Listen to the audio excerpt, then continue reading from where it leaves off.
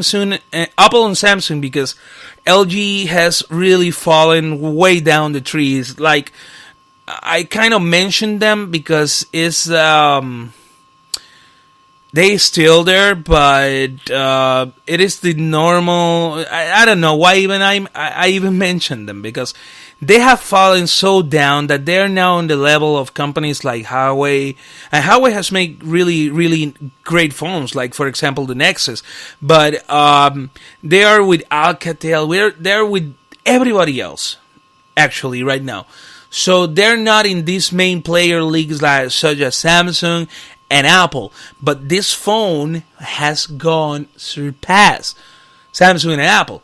For example, Samsung and Apple phones, the Galaxy as well as the iPhones, they haven't been able to get rid of the notch. And in Samsung's case in particular, it is really sad because they did get rid of the notch between. They started trying to do so on the S7, but between the S8 and the S9 models, they got completely rid of the notch, and they were completely 100% display, full display.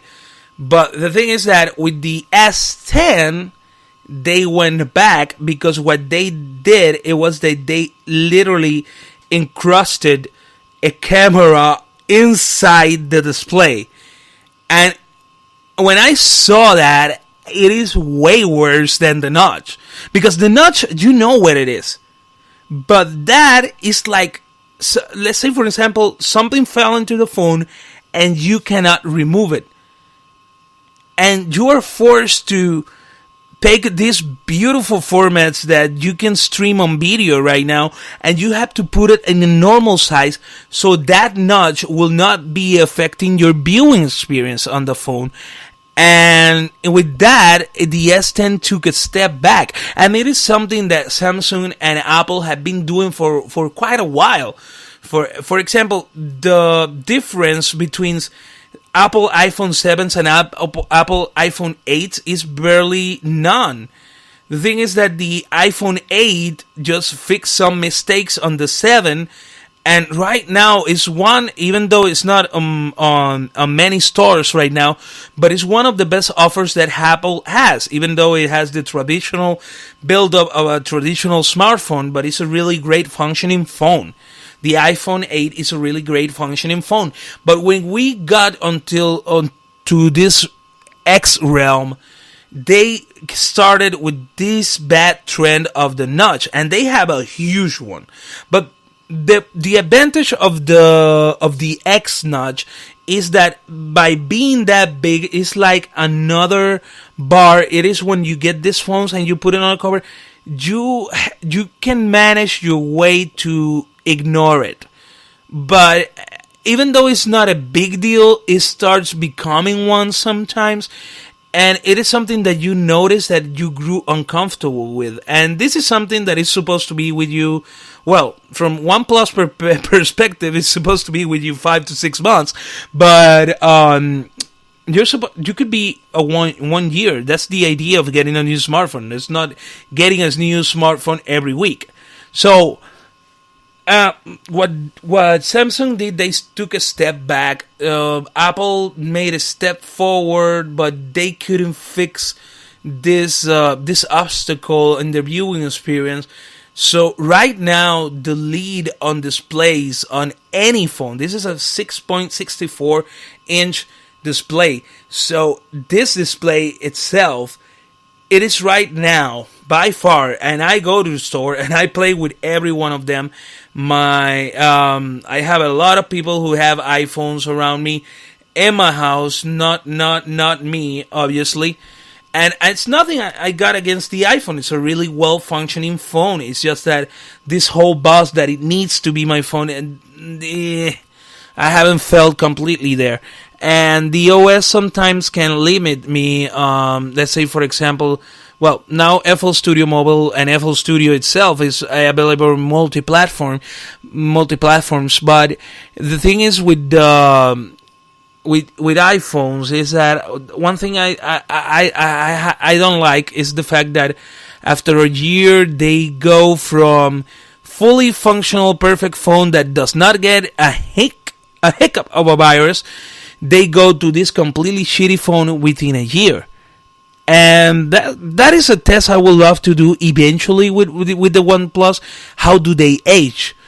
Because so far the 60, even though to the moment that I made the trade-in for the 7 Pro, it was working as I got it out of the box in that moment. It worked on that way. So that's one of the things that draw me into it. So with that said, we're going to be diving into the camera really soon. I'm going to be completely honest. The specs on paper look awesome.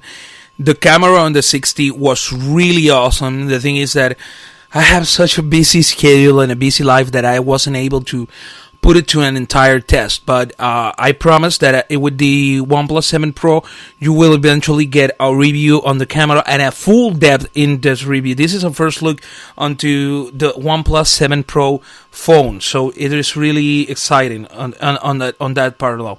Well, display asides, now now we're going to the specs front.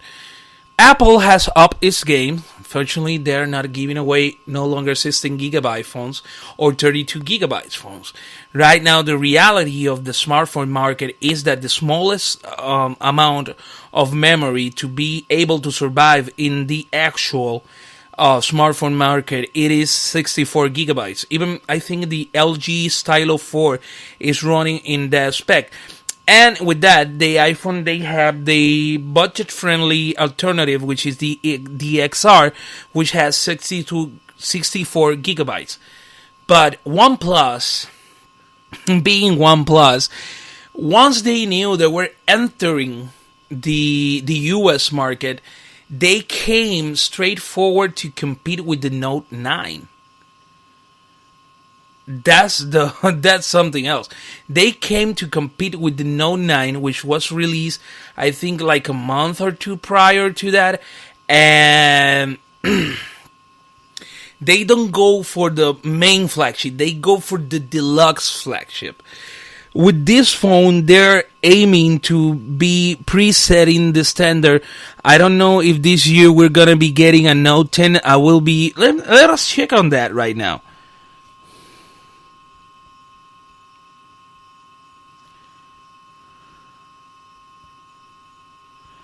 Let me see.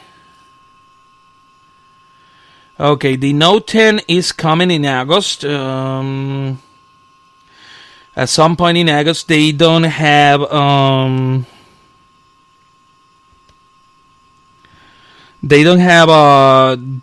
a specific date. So let's see. It's an octa-core display. We were talking about the Note 10, but remember this, that we have, and we're going to the chipset and memory in a while, but remember this, that specifically in the case of the Galaxy Note 10, it will be performance chipsets, it will be an Exynos, I'm reading here.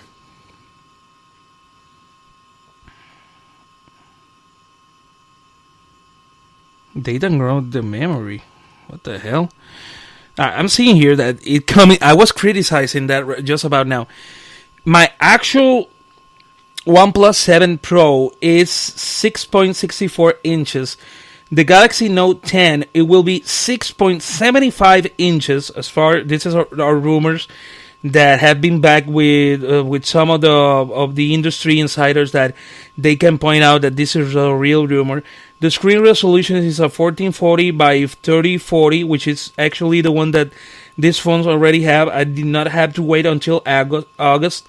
It runs on Android version 9 Pie, which is the same version that I'm using right now to create this podcast.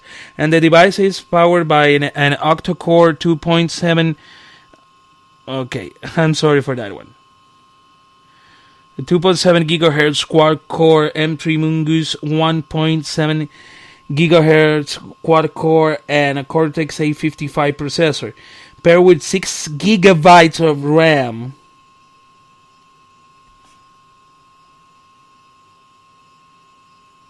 and a 13 megapixels, but these are ultra megapixels.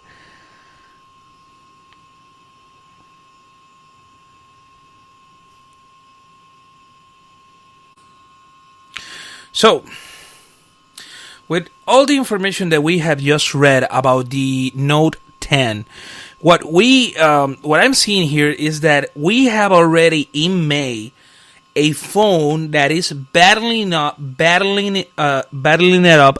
with the Note 10. I don't know why they went back to that format. I have to double check on that because I believe I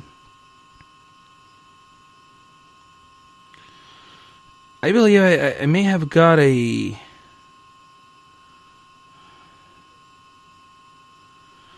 Okay, this is an article by Forbes magazine, and it says that Samsung suddenly delivers Galaxy Note 10 bad news blow. Note 10 has become an open secret.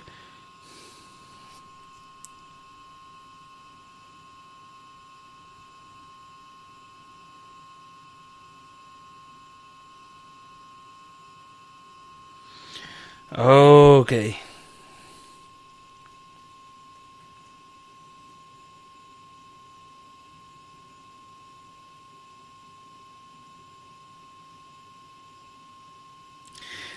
So the battery, it is with the battery itself. I'm sorry for the hold up right there, but I'm reading here that one of the main problems is that it will be equipped with a 4170 milliamp battery.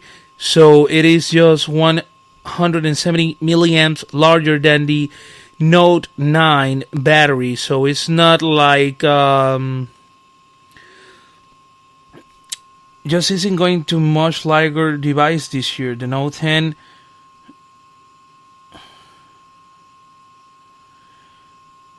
This is something. The Galaxy. Oh, okay, I see the problem here. Is that the Galaxy S10 for the final rollout on 5G, which I think sometimes that the CEOs of these companies, they don't know when it's coming out. The thing is that it will be. It is a smaller battery than one of the main flagships that is a below version because let's remember this is a deluxe flagship. This is what is called a phablet, right? But it's the deluxe flagship, and they're gonna be delivering as a battery that is actually 170 milliamps larger than the battery that I have right now because mine is a 4,000 milliamp battery, and that's another thing. With the 6T, I could go the entire day without charging. And for example, in days of heavy use, it could withstand more than 3 and 4 hours, which is the most average I could get in most phones. Let's say, for example, the LG B20, which was this flagship that one of its bragging points was the long-lasting battery. But I found myself every 2 and 3 hours charging the phone. And when we move forward to the Galaxy S, we start seeing that tendency of phones that you only need one charge throughout the day. But in the case of the 6T, I've never, even with heavy use, I'm talking about gaming, but in gaming, the OnePlus has a feature that it consumes less battery and optimize the device so it could be more efficient and in the same way saving battery life. So this is a major blow on the Note 10, which is and some people may call me crazy, but I see OnePlus phones competing with deluxe flagships. I don't see OnePlus competing with, let's say, for example, the normal XX of Apple, or a potential iPhone 10, for example, if that something like that should exist. But it's a fatal flaw. I wouldn't go as far as to call it a fatal flaw, but it is a really huge flaw. So we're talking about a phone that is coming on August. the only area, and once again, that's an area that I need